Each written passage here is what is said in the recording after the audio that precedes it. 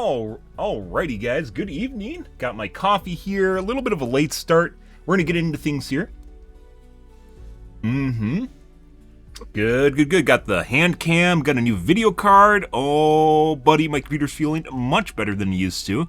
I think there was definitely something wrong with my CPU. I RMA'd it. I finally got my 5900X back. Not that I'm gonna use it again, but yeah. It was definitely faulty. That's why I got a new one, so, you know. Good. Good evening, Invent. What's going on? We're going to play some Gamaz here in a bit. We're going to do the podcast first. Then get into things.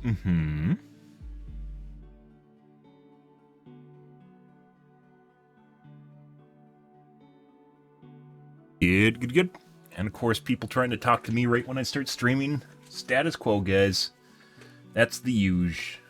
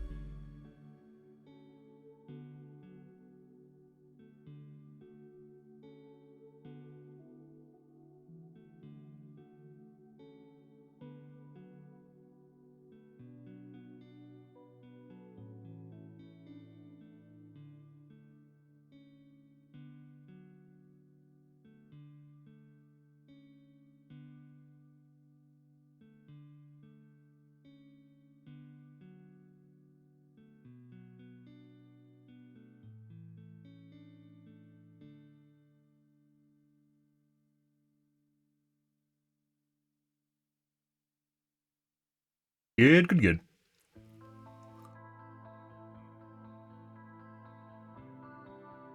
Alrighty. We're going to get into the Reddits here in a sec, guys. Yeah, so as I mentioned yesterday, it's been bugging me, guys. Ever since the launch of the X3D chips, it's been bugging me. Especially with the new things that came out with the way of finagling stuff around 7950 X3D. So it better balances things, basically, around the workload. And I think it's actually a pretty safe bet to set prefer frequency and then just make sure you put games manually onto the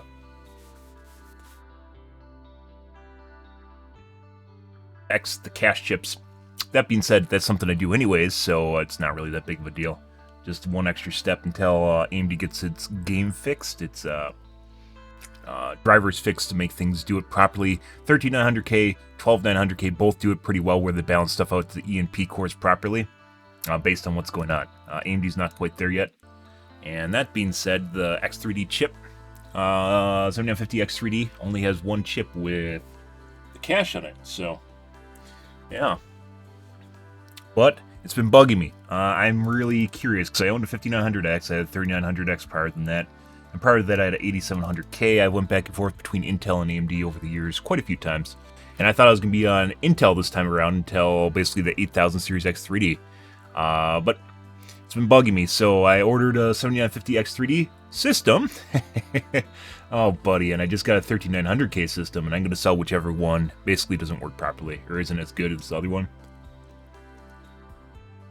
But I had high hopes for the X3D chips since last fall. And I've been waiting 6 months to buy one, and here we are today. So it's been bugging me. Even though 13900K is basically about break even with it, it doesn't feel that way. I feel as though it's going to be different, and that's what I'm after. Is mainly the cache. Ooh, John Wick 4. I heard it's a good movie.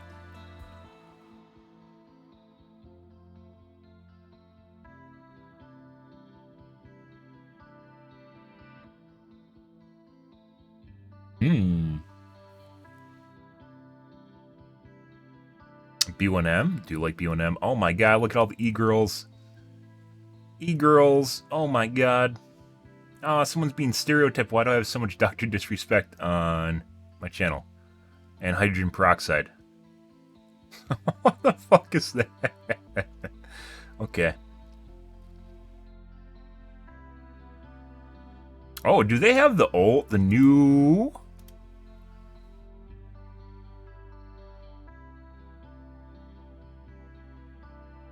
LG Alienware.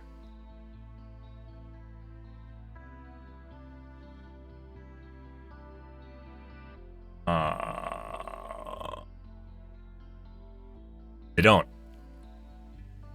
New 480 hertz Alienware monitor. Linus already had a review up for it. Preview, I guess you could say, because it's not really. I wouldn't. Linus Tech Tips is not where you go for tech information. It's where you go for tech entertainment. It's not where you go for tech information. They don't have one yet. Same thing with Arting's, TFT Central. Neither of them have a product sample yet. Or a review up for it. Just Linus, who got early access. That's not it.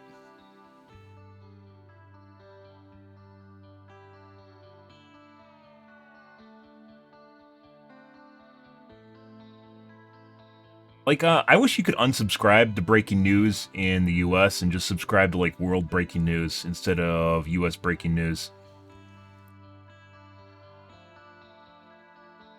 Like, all US breaking news is school shootings or mass shootings in general and weather.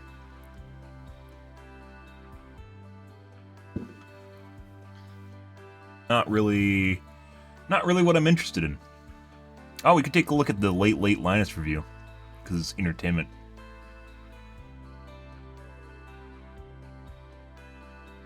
$4,060, yep, sounds like a shit show. I don't know why you buy a 4060 when you can get a 3080 for $450 on eBay, or 3070 for $335 on eBay. The low end and mid range GPU sector is basically dead. New cards, not worth buying at all.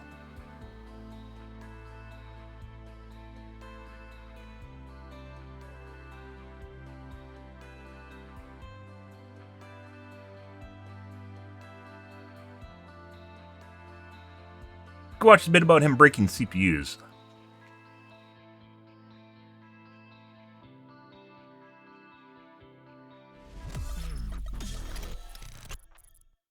Hi and welcome back to another video. I am traveling again. I'm back in Taiwan. It's been a very long time, over 3 years, that I had the chance to come here, mainly due to the pandemic and regulations. It was always quite difficult to come here. Now regulations are pretty much gone, or restrictions. So yeah, I'm back here.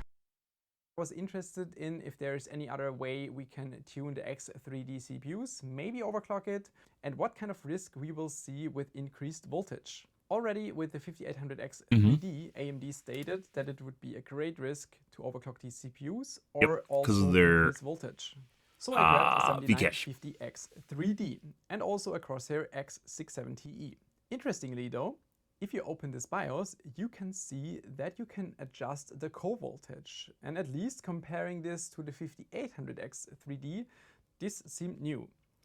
The stock voltage of these CPUs are very low and under the load typically around 1 volt. So I first decided to set a voltage of 1.35 volt, which is definitely a solid increase, but at least subjectively seemed to be kind of okay. I also want to point out that depending on how you set the voltage, the CPU has no control over what you are doing, because you can do a manual override and thus just feed any kind of voltage to the CPU you want. The CPU basically cannot do anything against it. It was already quite clear though that there is no way that an AIO can force this heat. And it's actually not the heat that's a problem, but it's the hotspot inside the CPU and the power density. Because the amount of heat itself is not a problem. You're not saturating the AIO, but the heat cannot be dissipated quick enough through the chip to the heat spreader and the AIO. And it has to go through the Vcache too, because the Vcache is between the CPU and the heat spreader. Put it at the CPU and maybe keep it at around 10 degrees Celsius. And first test under load with Cinebench R23 and 1.35 core voltage seemed to be okay, at least 85 to 90 degrees Celsius, kind of similar to stock if you use a different cooler, and it did not throttle. And so I decided to increase the voltage further, 1.55 volt. At least compared to the stock voltage, that is a significant jump. But compared to a current Intel CPU or also to a current non-X30D CPUs, this is fine as long as your CPU is cold enough. So I thought, okay, I'm just gonna run the CPU container colder, maybe like 0 degrees Celsius or like -10, and then this might be fine. But yeah, I did not expect this. At the moment, when I applied, I could only see 0, on the mainboard, which honestly surprised me. And first I was not quite sure if this is correct or if I have any other issue. So I tried all the typical debugging steps, like safe boot, BIOS reset, and I even reseated the CPU, which was pretty hot, and then also tested with a different CPU. Well, but still, the CPU is dead. Honestly and seriously, I did not expect this to happen, especially so quickly and especially just right out of the BIOS without any significant load. I would have expected this maybe with so it's not even heat. Cinebench, but without load.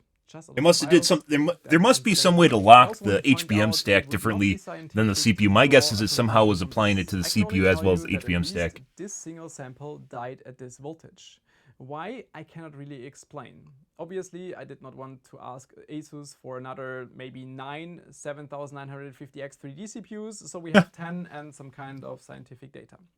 Yeah, I think that would not be right. But it seems to be quite dangerous. In the end, though, I think it's quite ironic that you cannot modify the CPUs when it comes to the clock, but the voltage is not locked. Honestly, I have no explanation for this, and I think it might be an oversight from AMD's side that they maybe forgot to tell the mainboard vendors to lock the manual voltage. Because I have no other explanation for this. It does not make sense that, let's say, the 5800X 3D was fully locked, and here they lock the clock but not the voltage. If you just look at this, like changing the clock will not damage your chip. And we know that you have the boost clock, for example 5.2 GHz. You will have this clock across all of your cores at a certain time. So you will have different cores at different times boosting to those frequencies. And if you have solid cooling, it should be possible to run this kind of clock across all of the cores. It only requires the cooling, because the higher clock will also increase power consumption slightly and thus temperature. At this point, all I can say is that it does. What is this slot? Looks like a memory DIMM, Gen Z.2. Is that USB? That's weird. Like it has the DIMM tabs on the side here, and then it has like some sort of weird socket in the center. Doesn't make sense that the clock is locked and the voltage is not locked. It just seems like a simple oversight, and maybe AMD has to work on this. To double check further, I decided to measure the resistance from vCore to ground to see if the CPU is actually dead. And measured, it was below 1 ohm. And as a reference, a functioning 7950X 3D in socket measures about 1.7 to 2 ohm, at least with this DDM. I then proceeded to measure both CPUs individual outside of the socket. So I first had to locate some vCore and ground pads on the back, and I also marked them with this pen so I can easier find them again. And with the functioning 7950X 3D, I could measure about 1.1 ohm from vCore to ground. Yikes. And with the dead CPU, basically 0.0 ohm. So yeah, indeed actually dead. I then quickly checked with AMD and ASUS, and by the information I could gather, I am pretty sure that it was not intended that it's allowed to run such a high vCore. After my testing, ASUS will probably limit the max manual voltage to 1.35 volt to just prevent such damages on. There should literally just be a warning, and you're allowed to burn your chips if you want to. That this is the right decision, even though this is kind of against my overclocking heart. But still, in the end, I mean, these CPUs are locked. Just display a warning that voltage would probably kill your chip, and then let them have it. They want to do it, they can. I think in this case, it makes sense to have this kind of safety. And I also want to highlight, please don't take this out of context, because at least for now, it's just one X30D CPU that died at a higher voltage, and this cannot be translated to non-X30D CPUs, because I used a lot of other Intel and also AMD CPUs with much higher voltage, and it was never an issue.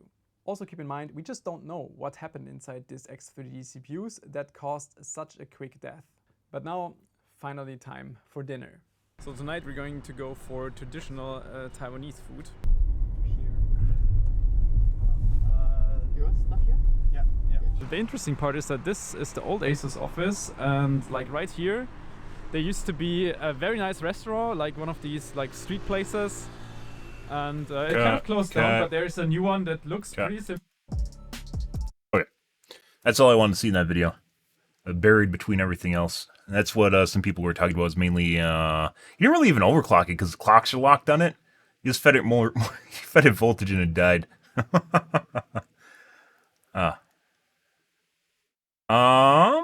We could take a look at. We aren't taking a look at Gamers Next. Fuck that. I don't care about you talking about lights on your motherboard.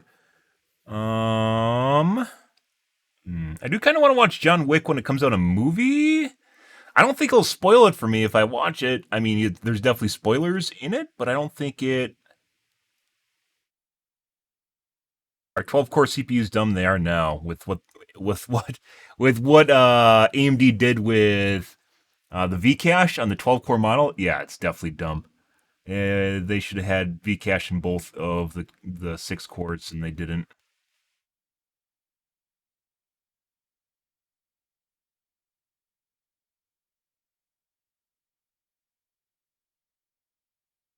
Let's see.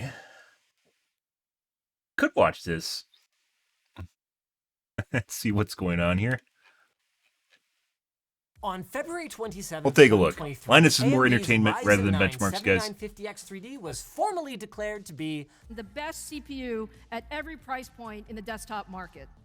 At least by everyone else. Normally, gamers can count on us to confirm or refute manufacturers' claims, allowing them to get the most for their money. But we said nothing. Well, about that. First, our testing was plagued with so many crashes that our original script for this video had us speculating whether AMD had validated this chip at all. And once we worked that out, we're gonna touch on that later, our performance numbers were so far off what others were reporting that we went back and we retested everything. It's like that other review we watched the other day. The deeper we dug, the more they probably fucked something up along the way. more complex the story around this chip became. Fastest on the planet? Yes, but maybe only on roads that most people wouldn't drive it on. Fastest Segway on the planet? No, but you're watching it anyway to learn about our sponsor, AnyDesk. What matters, we tore 7950X. No matter how many times we tested, our data never quite lined up with AMD's own. Or other reviewers, or other fucking reviewers. What the fuck going on here? Strange enough, look at these Modern Warfare 2 results. Lower than the 7950X? Frequency related? Then we turn up the resolution and, I mean, how is that even possible? Normally, the performance differences between CPUs should shrink as we move to 4K. This is exactly what happened with the other guy. Especially 4K, because we're shifting more of the demand over Forgot the name to of the channel. GPU. Well, not here. The bug? Instead, our 7950X3D managed worse performance than its X-denoted cousin in multiple games at 1440p.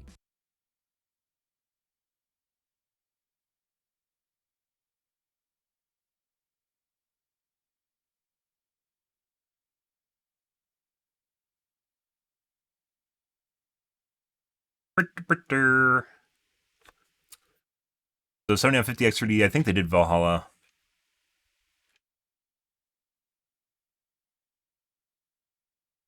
Pretty common test game. Not. I know Gamers Harder Unboxed did.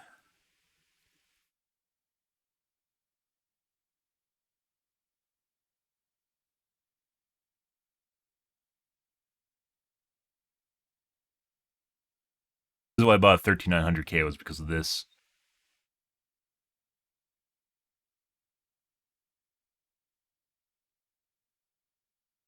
We retested it and retested it a lot.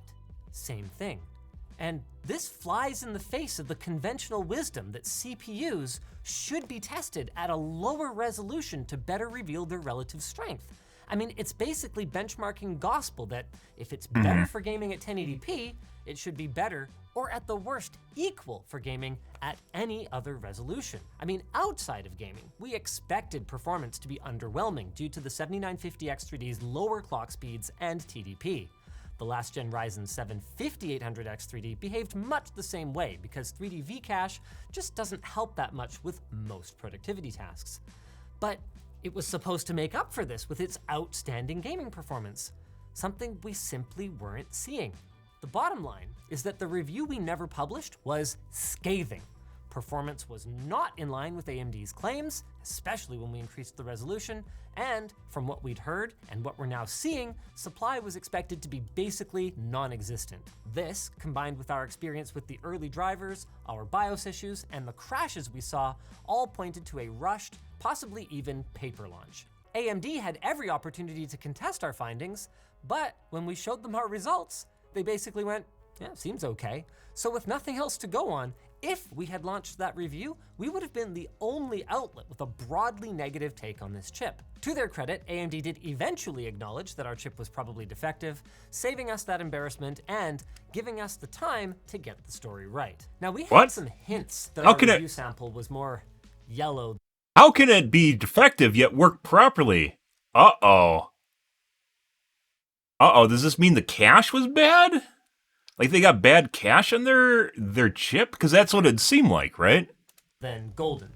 With the integrated GPU enabled, Windows would immediately crash once our GeForce GPU I guess that's a giveaway? loaded, and across 4 different Expo certified memory kits, we experienced constant crashes in memory intensive applications like Blender and 7-Zip. Both of these behaviors were absent with regular non-X3D chips, and this pattern was observed with multiple motherboards, meaning our X3D CPU was the only common denominator.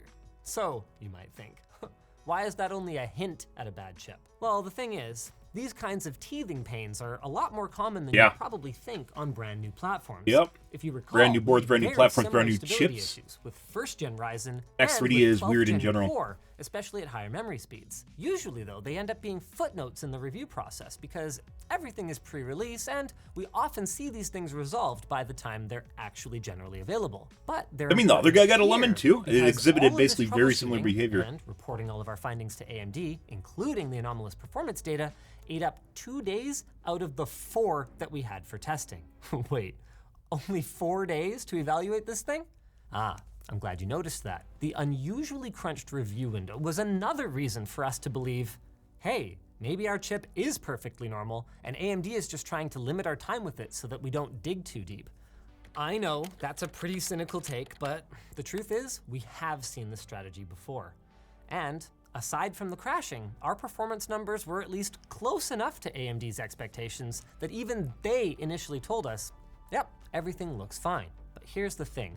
Silicon is notoriously fickle, especially with these bleeding edge process nodes, and good or bad might not be as binary as you might think. For any given wafer fresh off the production line, there are going to be multiple unusable dies. It's just the way it is. As exact as the manufacturing process is, it is truly ridiculous how small each That's why they're using transistor is chiplets these now days. to narrow down Smaller than even on a virus. And when you're working at that level, you're at the mercy of literal quantum physics. Get the gate pitch off by a fraction of an defective nanometer, units. and maybe that transistor doesn't flip as quickly as its neighbors, and you can't ramp up Instead of a clock monolithic speed. die Or like maybe some of Intel's them still are using. bridged together and entirely non-functional. Unlike our tech accessory holder from ltdstore.com, it's got lots of compartments and it's very functional. Now these kinds of defects are normal, and these flawed, lower performing processor dies are often used in lower end products, which is fine. Except that from time to time, a chip can be so marginal that it barely passes those usual quality control checks and then ends up falling short in the field. This is what we call losing the silicon lottery. Winning the silicon lottery, on the other hand, isn't simply getting a working chip, it's having an exceptional one whose production had very few defects, giving it extra headroom compared to the average for a given design.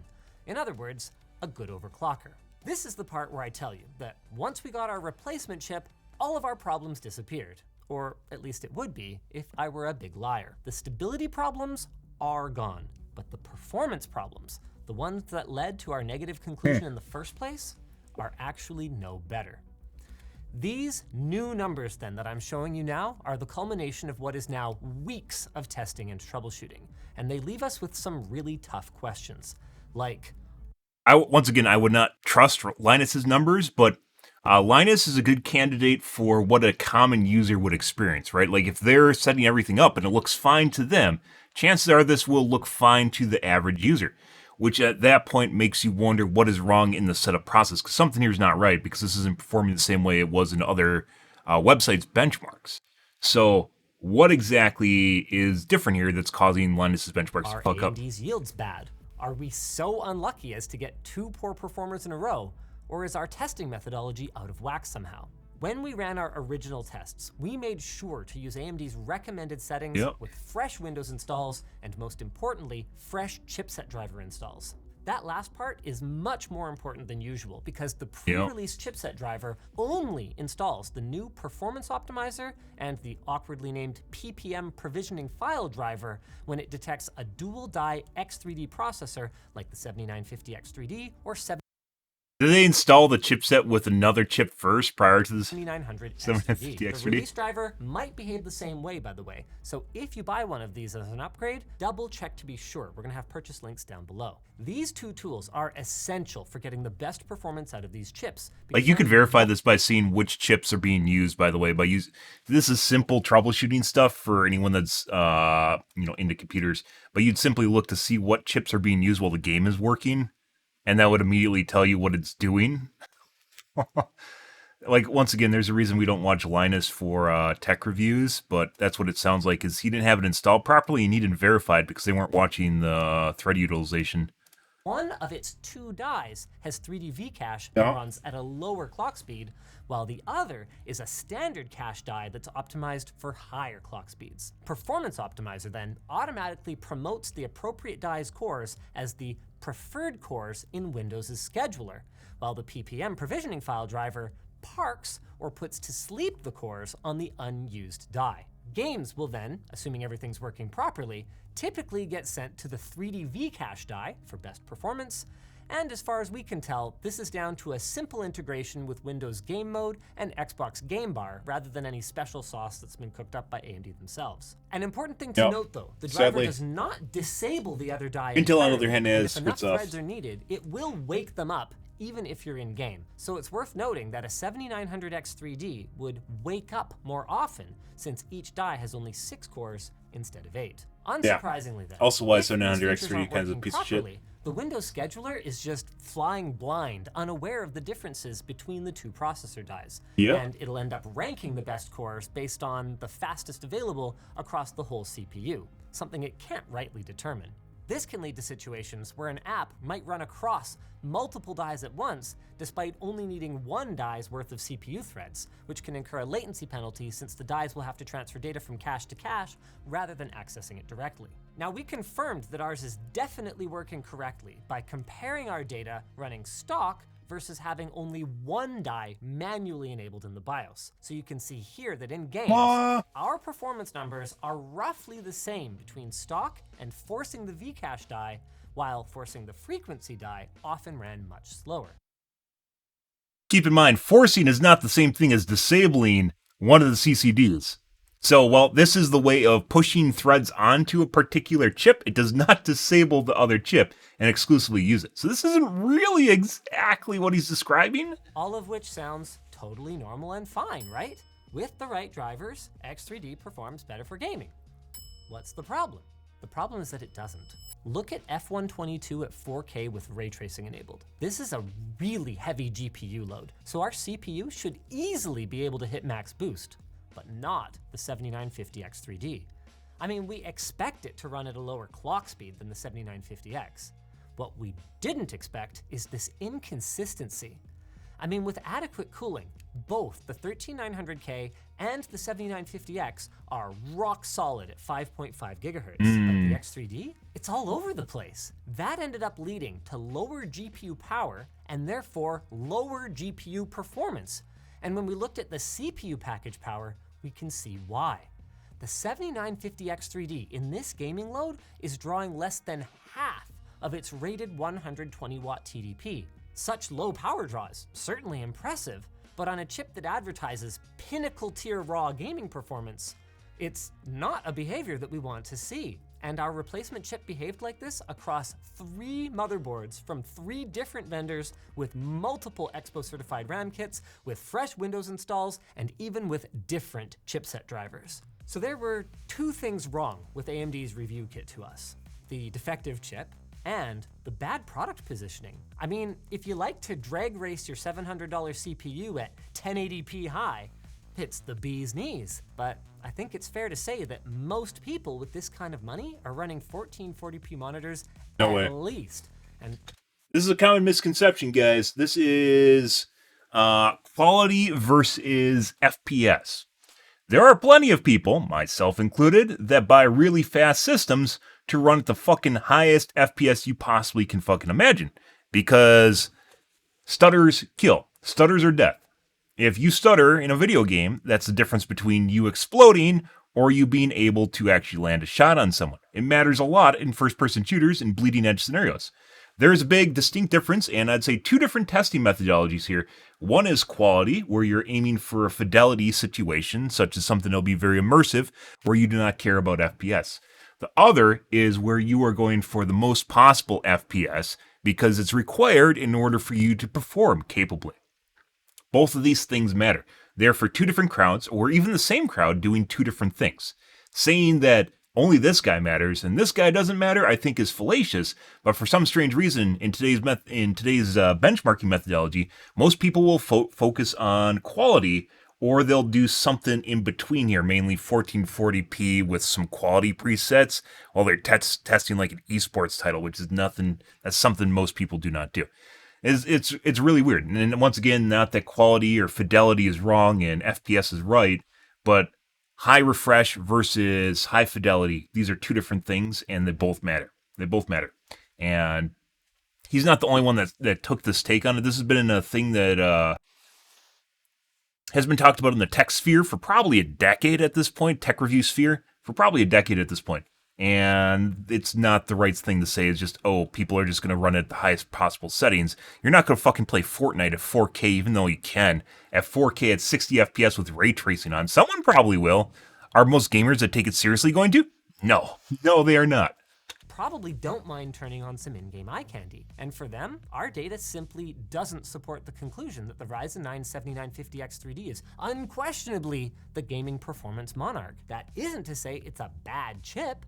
AMD, in our mind, just made the wrong call by calling out their less impressive and less defensible claims of performance leadership. And instead, we feel they should have put far more emphasis on their true strength, performance per watt. I mean, if we step back, that's nothing. That's not something gamers give a shit about. It matters for mobile gaming. It matters for your phone. It matters for your laptop. It does not fucking matter for desktop using for the most part, unless you have really, really expensive power costs. And even then, it doesn't really matter. 13900K consistently pulls over 320 watts with the I also don't care. X3D at less than half of that. That's Prime 95, mind you. That's not playing a video game. Prime 95 is like a worst case scenario. AMD should be shouting this from the rooftops. Good. But instead, they were so focused on the gaming performance crowd that we followed them down that rabbit hole expecting to find the same thing. But as it turns out, the dual-die X3D chips work differently from most other CPUs, and it looks like the cores will aggressively try to clock down or yeah, even that's sleep why whenever this is one of the reasons I bought a 13900K, but this is prior to being figuring out that you don't need to have parking on. You can explicitly turn parking off, and then you can manually move stuff around to different dies, and then you won't have this problem. possible when they're not fully loaded. And that would explain what we observed with our GPU-bound scenario and with our 1440p results. It would also explain where some of that lost TDP went. Our best guess here is that AMD is erring on the side of caution when it comes to their X3D chips in order to keep them from redlining, thanks to the 3D V-cache being much more sensitive to voltage and to heat than a typical Ryzen die. This behavior, of course, means that there is some performance being left on the table, and we can actually see some of that being clawed back with Ryzen Master's Curve Tuner function. While it isn't the fully unlocked overclocking that we were promised for X3D going forward, it does do a decent job of undervolting the chip, allowing it to push higher frequencies more often. The performance difference isn't night and day, but you are more likely to see that performance leadership that AMD is after, assuming that your sample is more golden than yellow, if you enable this function. And in our GPU-bound F1 run at 4K, we can see that where the stock performance is all over the place, it is much flatter with Curve Tuner enabled, while also drawing even less power than it did before. It's actually scary how efficient this chip is. It's performance characteristics like these, which we first noticed to a lesser degree with the 65-watt non-X Ryzen 7000 CPUs that pushed us to start testing at multiple resolutions, and that's the reason why we will continue to do so going forward. It's also why we insist on rerunning our tests with the latest drivers, latest BIOS revisions, and the same OS state as of the date that we start testing a new product. We've been doing that for years now, and while it means we need to rush more to make these deadlines because we are retesting every time, we're committed to giving you guys a lesser quantity maybe of truly up-to-date data versus a greater amount of outdated data. The answer to the question then of whether the dual die X3D chips are worth the extra $100 2 weeks and 2,300 words later is probably not. 7800 X3D. All of the strengths it brings to the table. Well, 7950 X3D would not recommend over 13,000 series. Leading power efficiency. 13,000 series, especially 13700K, I think actually kind of takes the cake, especially for most users. 7800 X3D is going to be a beast though, unless they squish out the frequency on them. So I suspect that most people would be better off with the regular or X variants of the 7950 and 7900, or better off waiting for the 7800 X3D, which should be able to clock higher by putting more of its TDP towards its single die. We're gonna have a full review of that chip when it launches, but for now, we have this message from our sponsor. Backblaze. Interesting. Oh my god, he did a review, or he did a ad spot. Oh my god. Anyways, I personally bought a 7950 X3D, and we're gonna try it. And I'm gonna send back which is the worst performer. So if Overwatch, and the weird thing about it, guys, is